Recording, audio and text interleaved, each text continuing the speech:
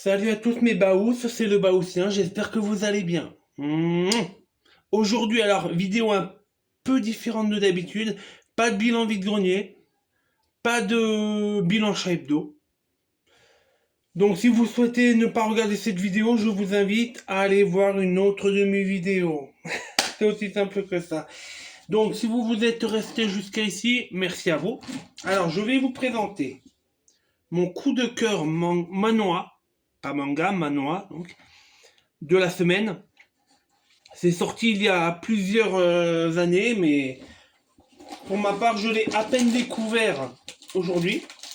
Donc, il s'agit d'un manhwa édité aux éditions K-Books qui se nomme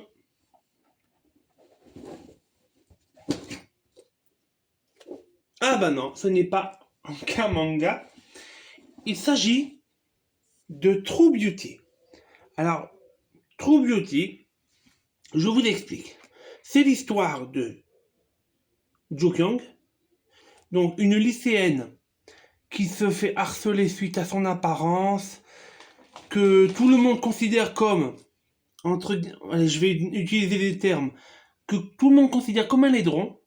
Elle se fait harceler à cause de son apparence, elle se fait harceler à cause de sa manière de s'habiller, ses goûts, c'est tout. Donc, elle décide un jour de se prendre en main, d'apprendre sur le tas le maquillage, s'apprêter, s'habiller. Elle va devenir la coqueluche de son lycée. Tous les hommes vont se retourner, lui demander son numéro. Ben, toutes les filles vont l'admirer. Alors je trouve que c'est une belle mise en page pour sur le harcèlement en général. Donc ça ne parle pas du harcèlement, mais personnellement, ayant vécu du harcèlement, je sais ce que c'est. Donc bon, passons. C'est une belle mise en page sur la confiance en soi aussi. C'est une romance, une histoire romanesque sur une lycéenne qui se fait harceler donc. Alors, je pense que vous l'avez déjà lu bien avant moi. Donc, je vais vous montrer quand même les dessins. Enfin, je vais pas vous spoiler, donc je vais vous montrer les premières pages. Comme vous pouvez voir, c'est beau. Ah, sérieux, les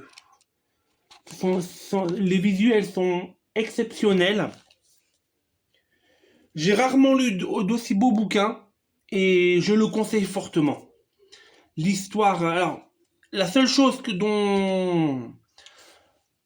je n'ai pas vraiment à accepter pour ma part, mais bon, ça n'engage que moi, c'est par rapport au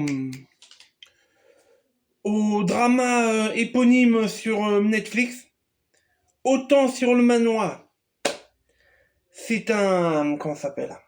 Ça commence romanesque, l'idéal et tout. Autant sur le drama sur Netflix, ça commence de manière dramatique.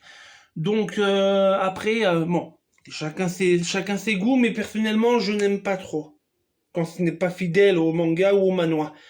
Enfin, quand je dis manga, c'est par rapport à un autre J-drama qui a été adapté d'un manga que j'adore. Voilà. Et pour moi, le J-drama Make Up with Mud n'est pas du tout fidèle au manga, à part quelques épisodes. Et je trouve ça vraiment dommage. D'ailleurs, les éditions Meian, si vous m'entendez, ça fait plus de 2 ans que j'attends le tome 8 de Make Up With Mud, donc vous avez intérêt à le publier vite. Hein. Ouais, parce que le 25 octobre 2025, si ça encore ça recule. Bon, enfin bon.